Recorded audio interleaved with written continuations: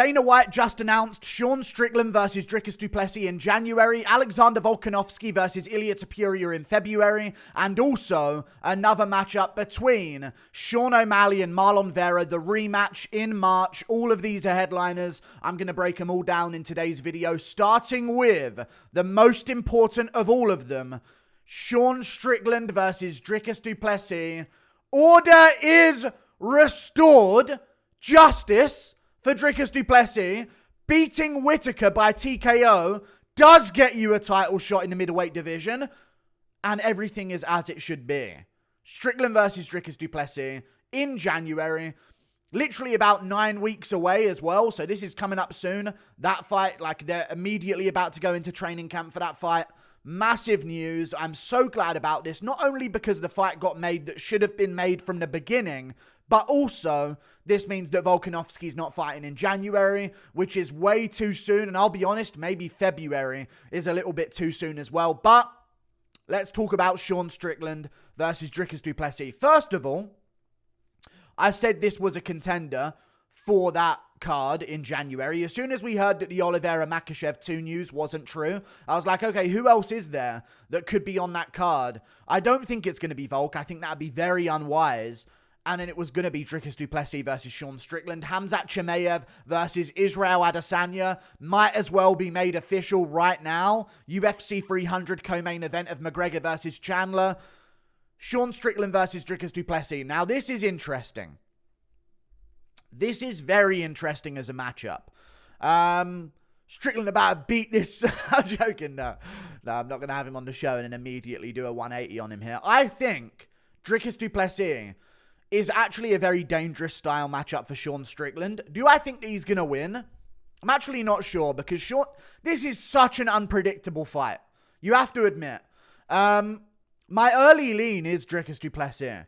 But Sean Strickland is so composed and so good that if Strickland gets into like the momentum that Darren Till had in round 2, I think he keeps it. You know what I mean? But at the same time, Dricus Du Plessis was just wailing on Darren Till in round 1, so I don't think he's going to be as tired. Plus, he got his nose fixed. Looked amazing in his fight with Whittaker. And I think we have to judge Dricus from his fight with Whittaker.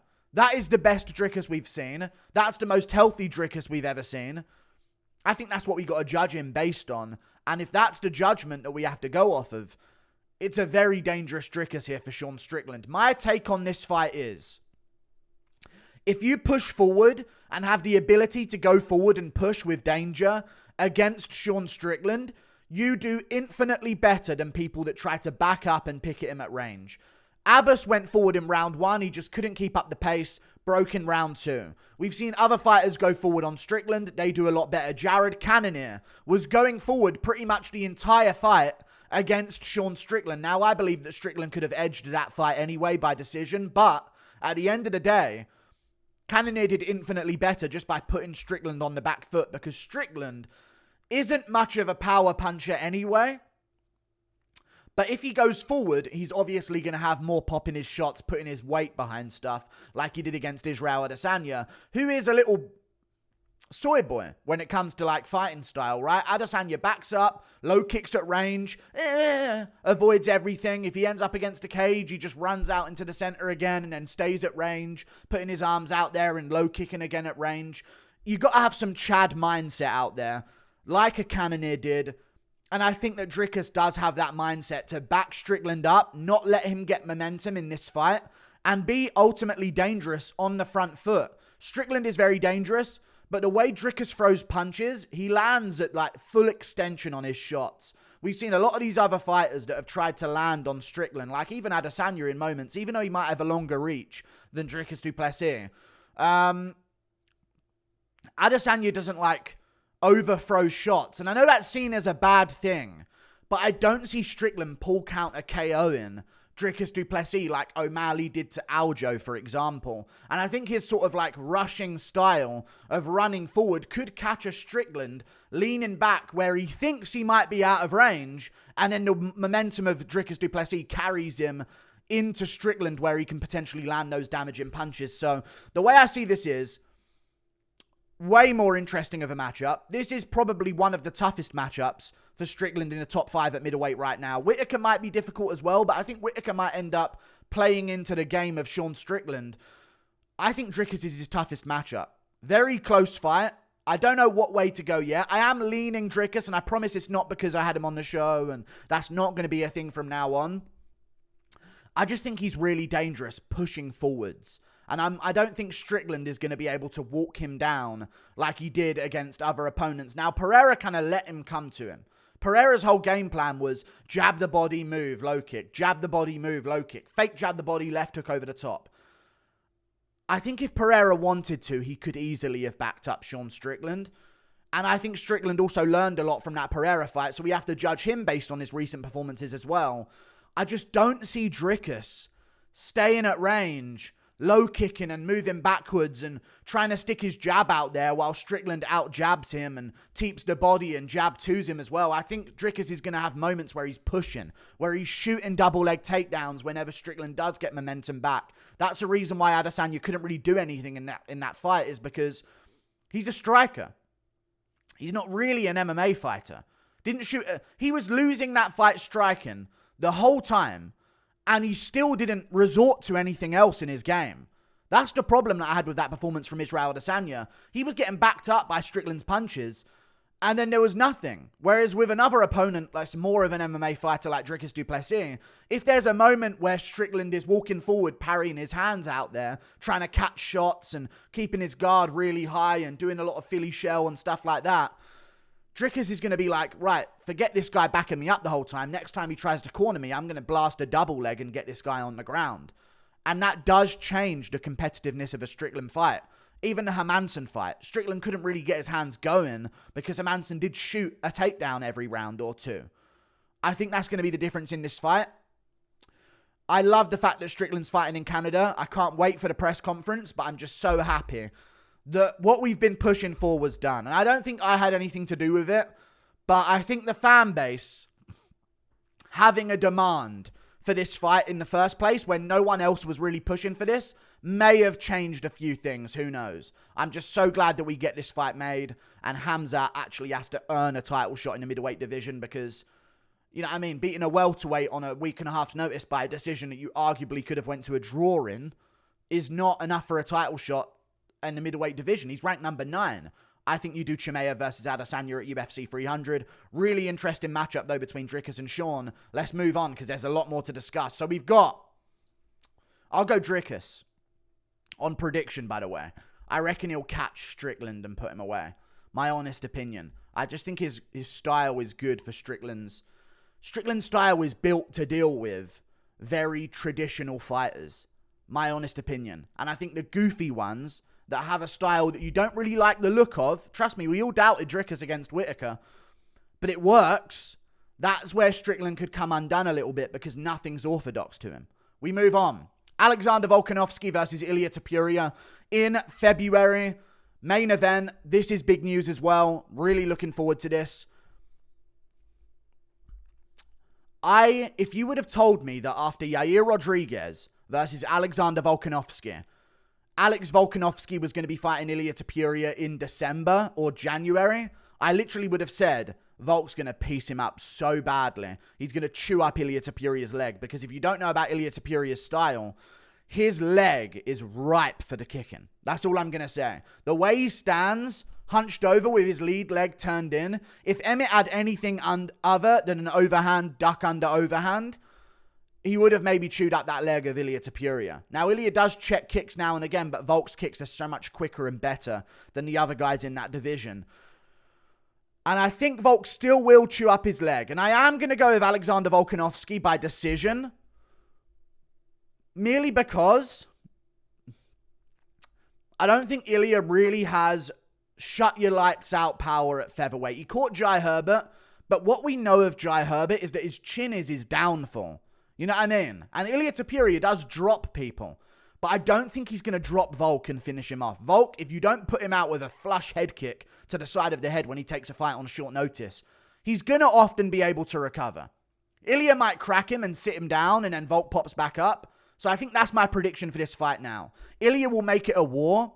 There will be moments where Ilia drops Volk, maybe at the end of round 1 and the end of round 2, but I think Volk is going to rally against Ilia Topuria and win this fight 48-47. That's my official prediction. I may change to picking Ilia Topuria by TKO. To be honest with you, if this fight was in January, I probably would have picked him by TKO. I like that it took a little bit longer to happen in February. Really like that because it gives Volk that little bit more recovery time. I reckon Volk's going to get it done. I do. I just think he's too physical at featherweight. And I think Ilia's going to get caught a lot more than he's expecting. Because Ilia a lot of times has the advantage in these fights of being the short dude with that sort of Mike Tyson ability to cut on the inside and land these big shots on these taller opponents and put them away.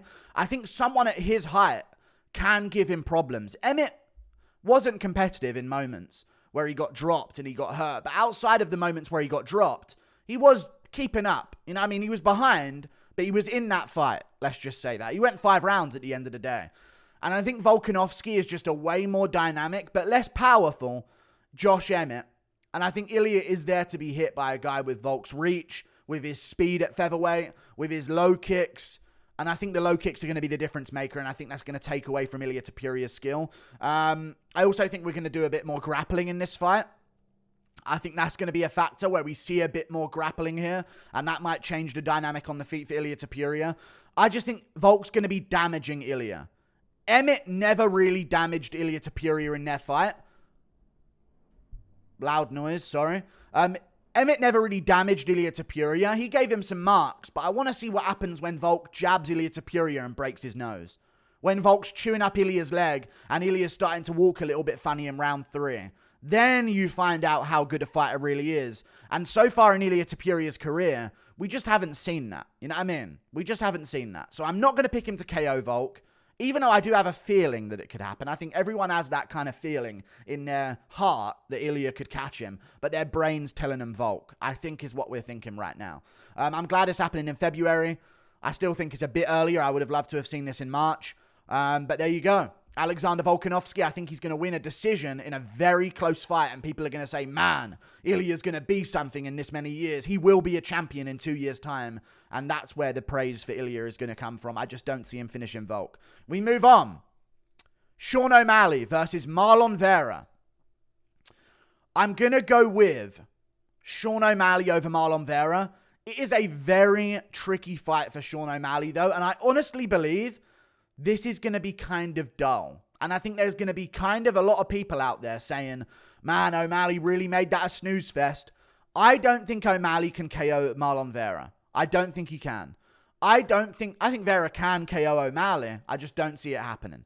If you watch back their first fight, and even though O'Malley doesn't like me because I pointed out that he cheated against Peter Yan and he can't handle the truth, and I said that his wife looks like Howley Paver in a wig, but that was after that he couldn't handle the truth. Just want to be honest. That was after he couldn't handle the truth. Sean O'Malley was schooling Vera in that first fight. If you watch it back, fair enough, there was a perennial nerve kick. That's not going to happen again. That might age terribly, but that's not going to happen again, in my honest opinion. Not going to happen again. That was a 1 in 1,000 chance. When have we seen that since? I think we've seen it Anthony Smith, Jimmy Crute, Cejudo against DJ. And other than that, we haven't seen a perennial nerve shutdown. It's not something that Vera chose to do.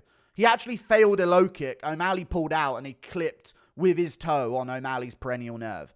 I don't think that's a reliable factor to go off of to say that Vera's going to win.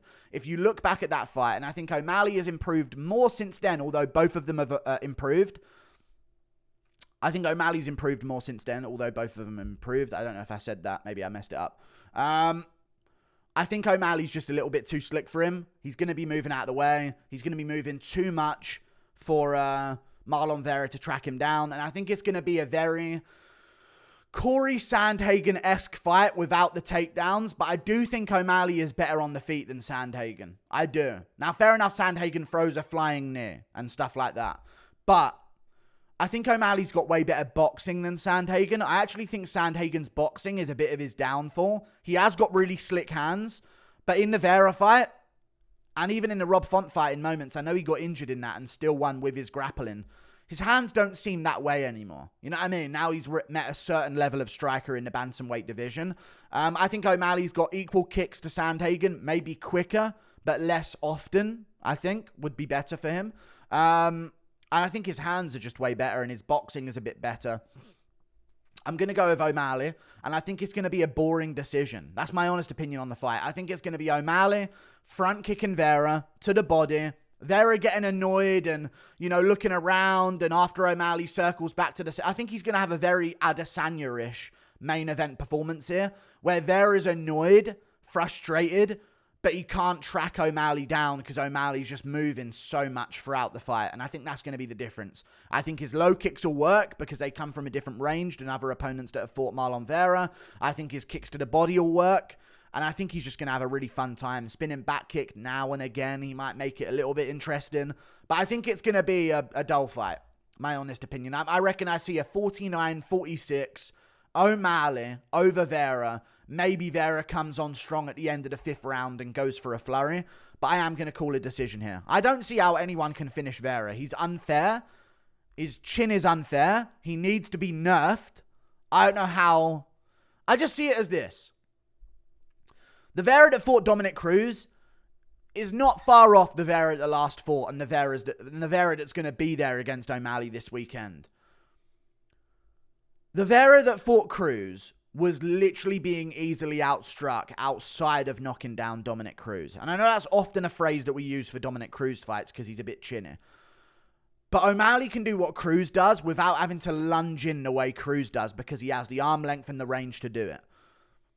I think that the Vera that fought Dominic Cruz, if that one shows up against O'Malley, not only won't he get the knockdowns, but I think he'll suffer the same fate of just being outstruck by O'Malley. Look at the first fight again. O'Malley was schooling him. And even when O'Malley was on one leg limping around, he was still beating on Vera a little bit until he stacked over himself and Vera got on top and landed those elbows. So I am going to go with Sean O'Malley, but it's a very interesting fight. One thing I've noticed from all of this, and I might get into a mini breakdown here at the end. One thing I've noticed is that, where's Makhachev? Like, not only was Ariel wrong, but Strickland Du Plessis' main event in January, Volkanovski Topuria's main event in February, O'Malley Cheeto is main eventing March. Makhachev ain't going to fight until May. I don't see them putting a title fight on the UFC 300 card underneath McGregor. You know McGregor's going to be the main event. It could be McGregor's last card. They're going to save that card for him. I see them doing something in May in Abu Dhabi again, and I think this is kind of a genius move from the UFC. Although Makhachev might have wanted to be active, I think what the UFC is planning here is a move where they don't give anyone the title shot, and all of a sudden, Gaethje's looking for a fight, Oliveira's looking to take a fight in the meantime, and it kind of forces their contenders to be busy because their contenders are left in a state of unsurety.